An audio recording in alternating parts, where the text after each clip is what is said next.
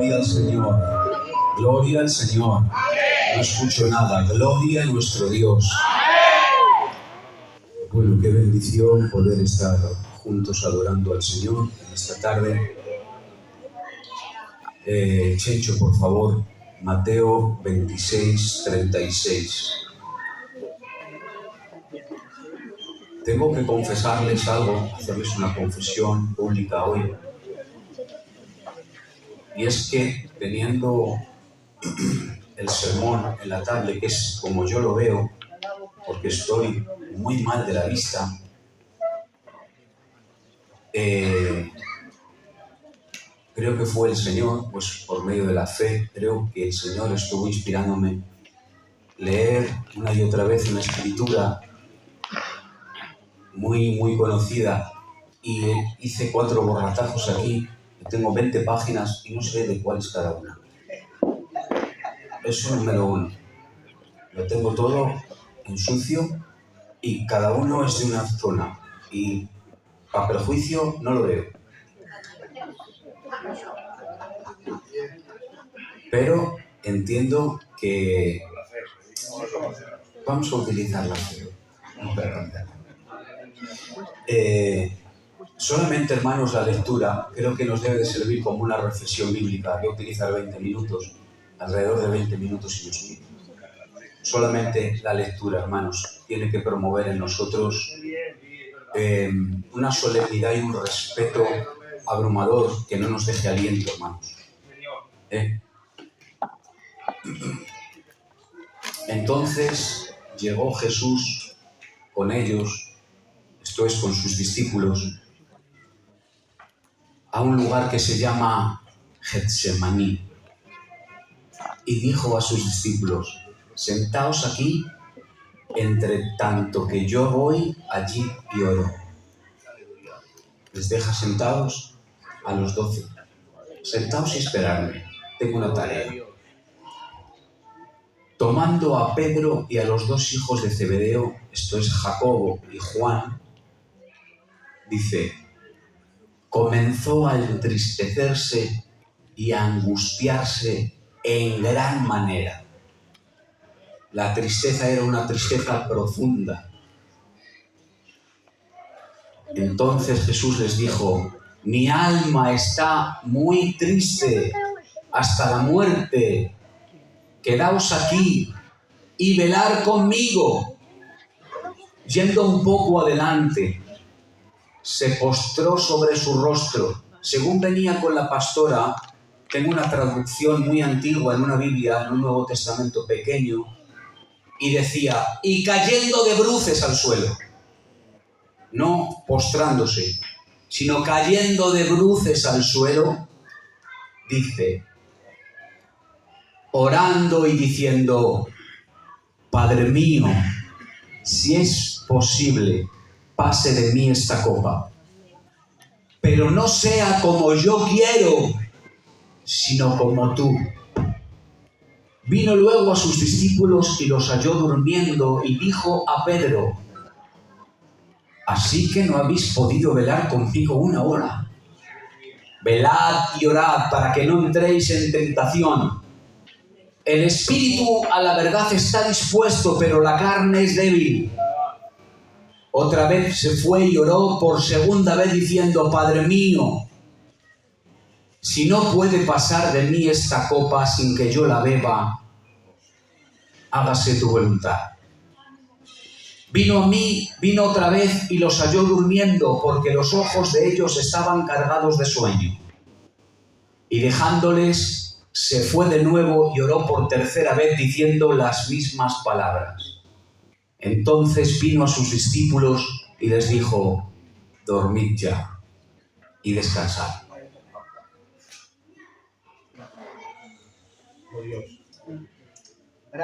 Se acabó la tarea. Dormid ya, descansad. He aquí ha llegado la hora y el Hijo del Hombre es entregado en mano de pecadores. Verso 46, y vamos a centrarnos en él. Levantaos, vamos, ved. Se acerca el que me entrega. Bendito Dios.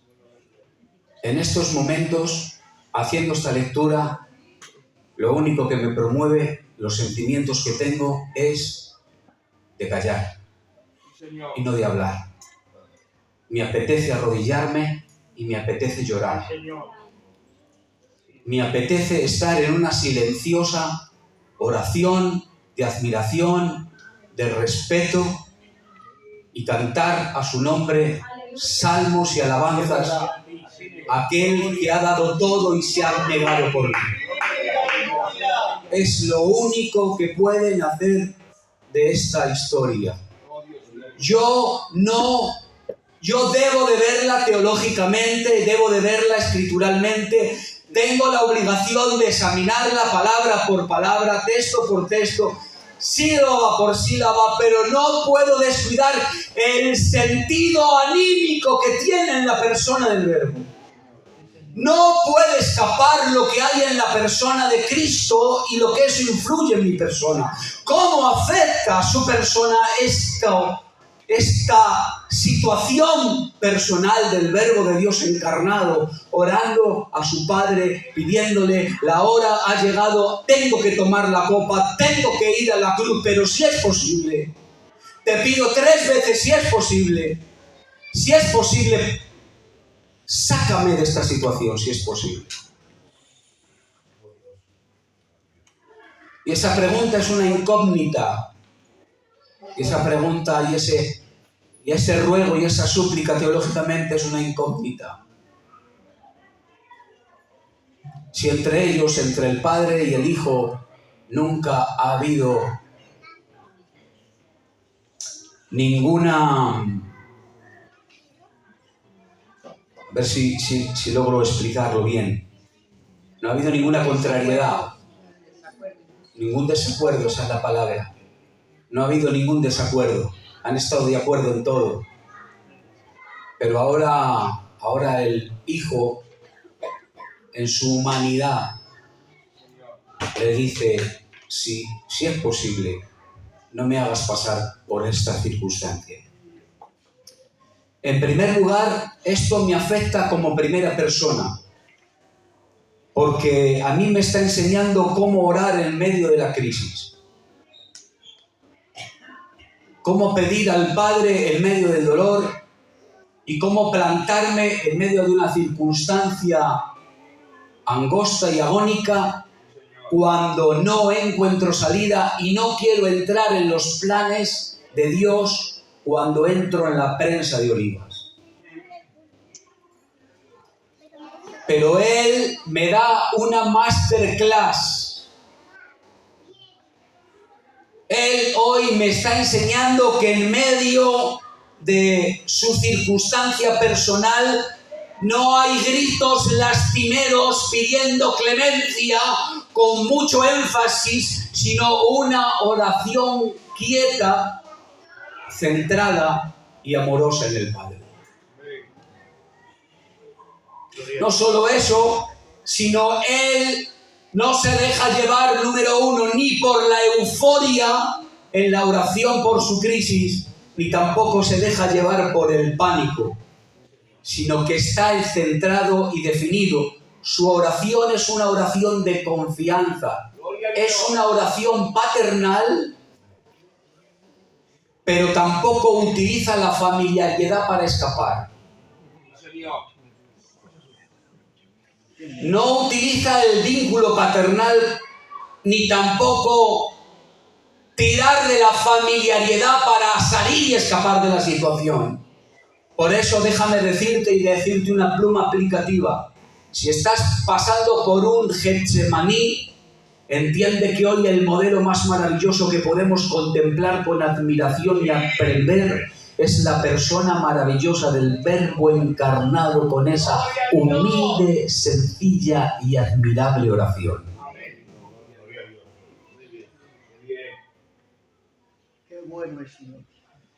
Aquí vemos a la persona de Cristo cuando ya ha pasado por sus 3 de sus 5 procesos dentro de la teología pastoral, que sería infancia, preparación, popularidad, entramos en el tiempo de pasión y luego estaría el ministerio de la vida resucitada. Pero el tiempo de pasión, este momento es el momento más crucial. El tiempo de la pasión es el tiempo más duro, más difícil, pero es el epicentro de su ministerio. No tendría sentido la vida de Cristo si no estuviera Cristo en su pasión. Pastor, ¿qué es la pasión de Cristo? A veces asociamos pasión con el énfasis de alguien que hace algo con mucha fuerza, ¿no? Eso es pasión. No, aquí no estamos hablando de pasión en ese contexto. La palabra pasión, si ustedes la han visto como yo, la película de la Pasión de Cristo, todo comienza justamente con este evento, con el Getsemaní. Pero es verdad que tenemos que tirar un poquito más para atrás, porque en Mateo comienza cuando él entra en Jerusalén. Justamente cuando él entra en Jerusalén, él va a experimentar el cambio del tiempo de la popularidad ministerial de Cristo, y ahora se va a enfrentar a la situación más dolorosa y más angosta que él sabe, pero que nunca ha experimentado. Si nos damos cuenta y entramos en el pasaje bíblico, hay una triple repetición por parte de Cristo. Esa triple petición no es contestada por parte del Padre. Él le dice: Señor, si es posible, pase de mí esta hora. Atención a esa palabra, hora, porque en otro de los evangelios aparece la palabra copa.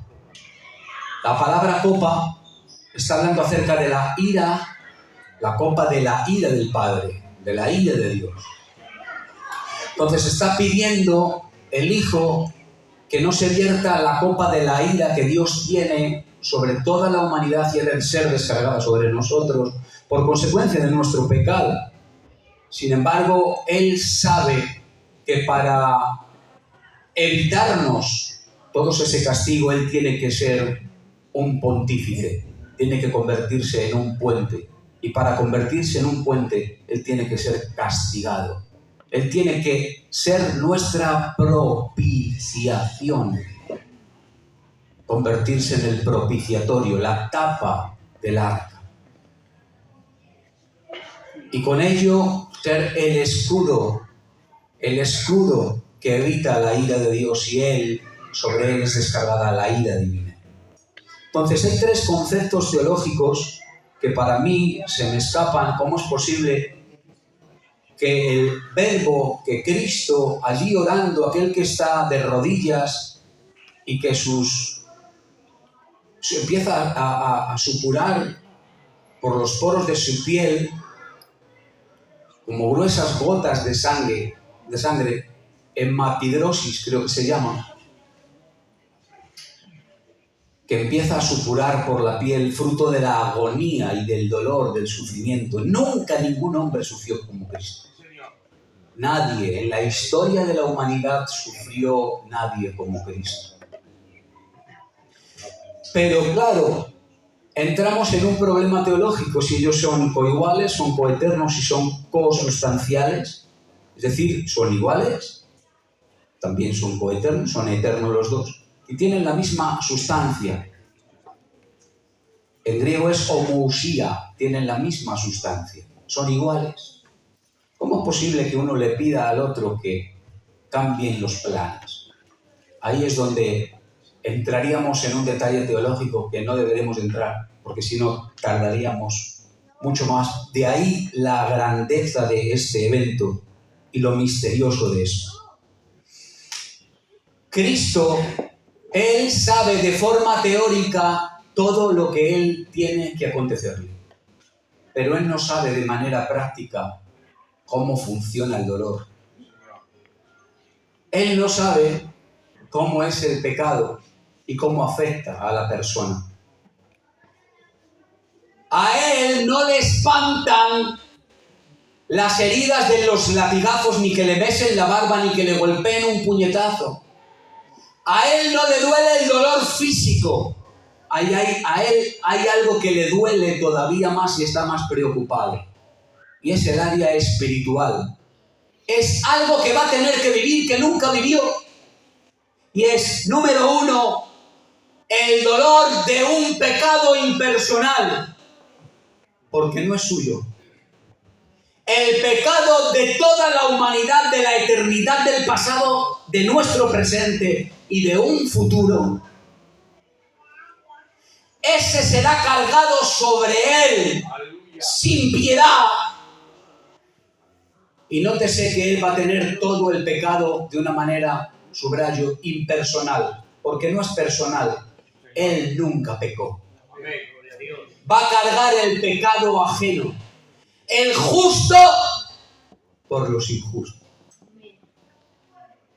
No solo eso, sino que la ira y el castigo del Padre va a ser cargado de una manera total y misericordia, sin misericordia, sobre él. Y eso va a provocar un Elí, Elí, lama sabactani. Va a provocar un desamparo y una soledad.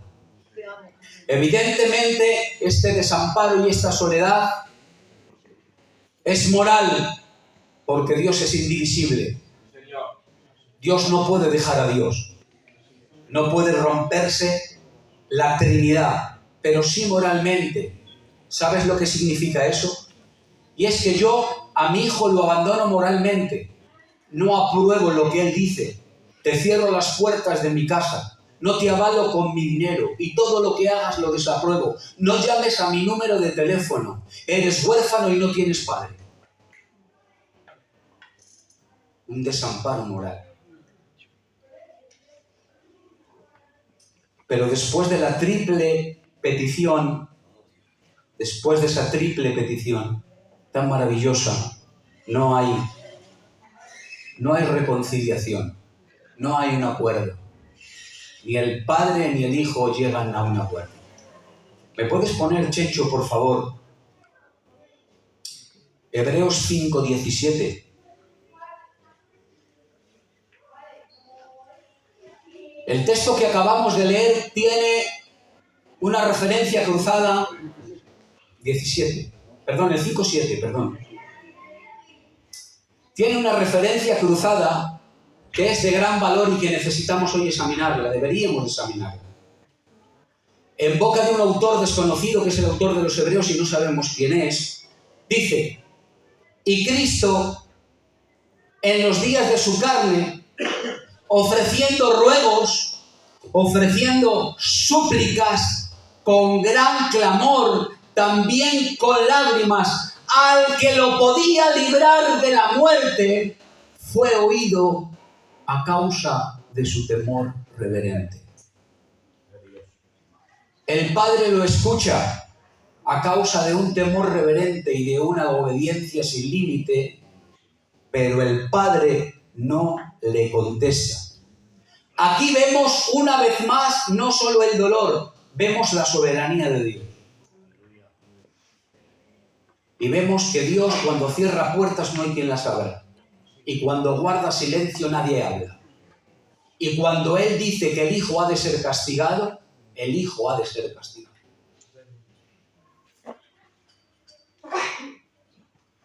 Y solo para mayores de 18 años, las puertas que se te cierran son frutos de la soberanía de Dios. Y las puertas que se te abren son fruto de la soberanía de Dios. ¡Gloria a Dios! Amén. Y las oraciones contestadas son fruto de la soberanía de Dios. Y las oraciones desoídas son fruto de la soberanía divina. Pero solo aquellos que tienen más de 18 años y están emancipados pueden decir: ¡levántate! Vamos a enfrentarnos a nuestra circunstancia. Verso 46. Gloria al que vive. Verso 46.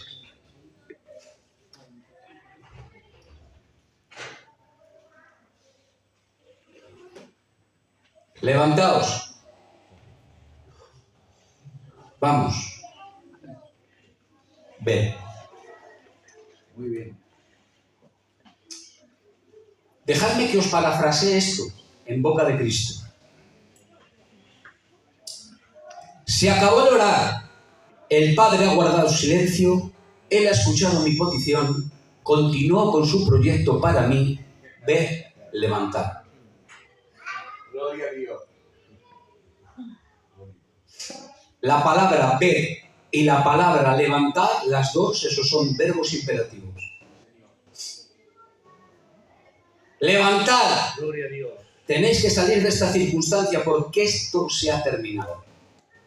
Pero no solo eso, el imperativo es una obligación. Tenéis que ver. Tenéis que ver cómo hay un proceso y hay uno que me entrega y detrás del que me entregan a un lugar y detrás de otro me entrega otro. Y hay un evento detrás de otro, que hay una programación divina detrás de cada una de ellas. Entended que detrás de todo esto está el Padre. Gracias, Señor.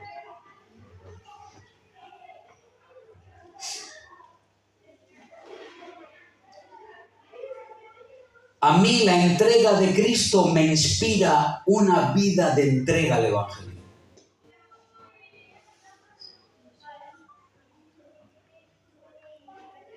La imparcialidad del Hijo de Dios me motiva a abandonarlo todo y donarlo todo. Y es de lo que venimos hablando las dos últimas veces cuando hemos estado ministrando, de darlo todo, de entregarlo todo. Miren, uno de los epicentros del Evangelio, del libro del Evangelio de Juan, está en el 1:29.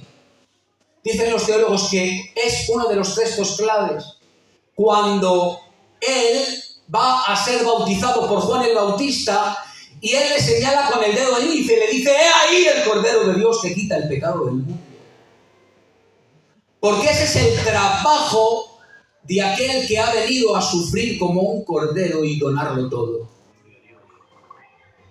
Es decir, cuando Juan está diciendo «He ahí el Cordero», no está hablando de su labor humilde. No está diciendo el Cordero humildico, el sencillo, el pequeño. No, está hablando de aquel que ha de ser sacrificado por Dios.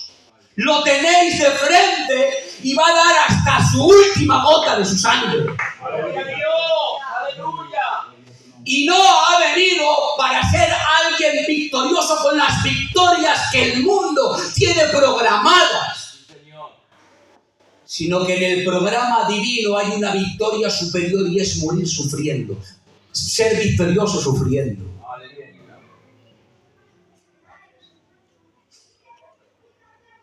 Tu victoria es cuando te entregas.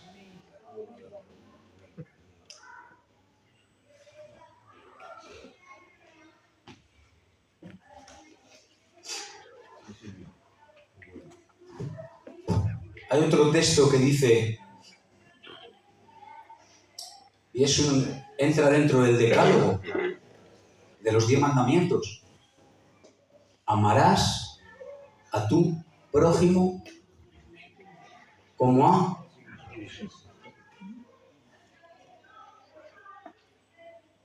Eso lo ha cumplido de una manera absoluta y perfecta Cristo. Y lo estoy viendo aquí. Levantad, vamos. Porque mi victoria quiero compartirla con aquellos que ya han perdido y están en bancarrota.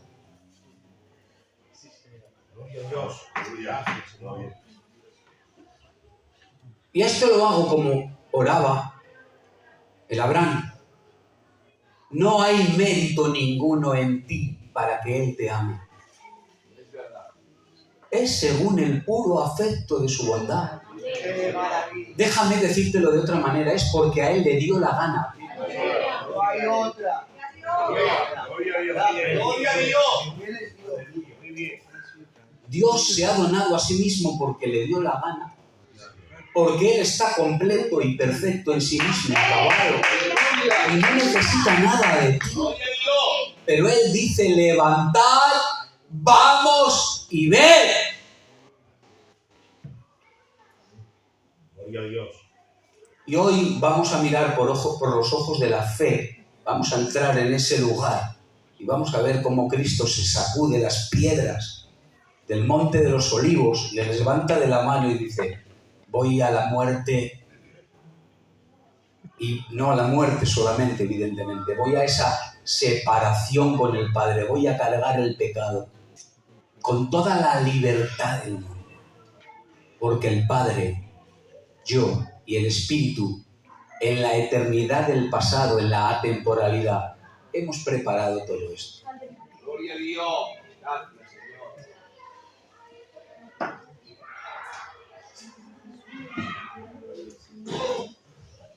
¿Por qué no te donas un poquito más? Dejadme aplicar un poquito. ¿Por qué no te donas un poquito más? ¿Por qué no te das un poquito más? ¿Por qué no te sacrificas un poquito más?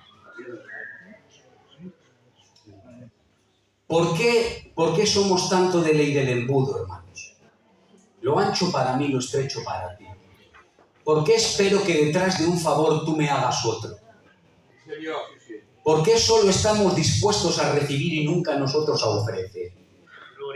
¿Por qué no estamos dispuestos a sacrificarnos por aquellos que tal vez nos hicieron daño?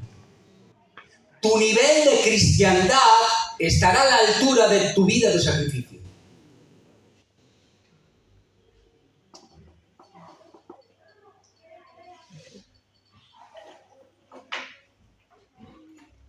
Como decíamos el otro día, tú tienes una cruz.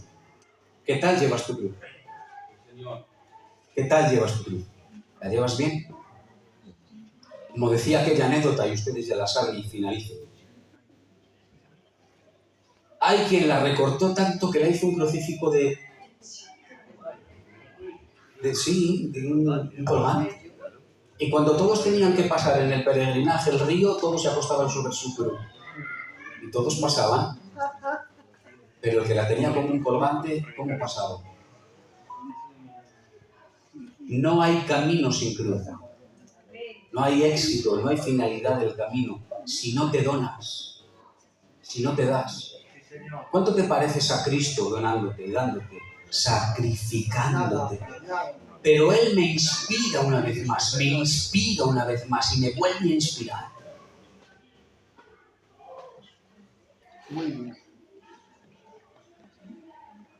Pierde un poquito más, hombre. No quieras ganar siempre.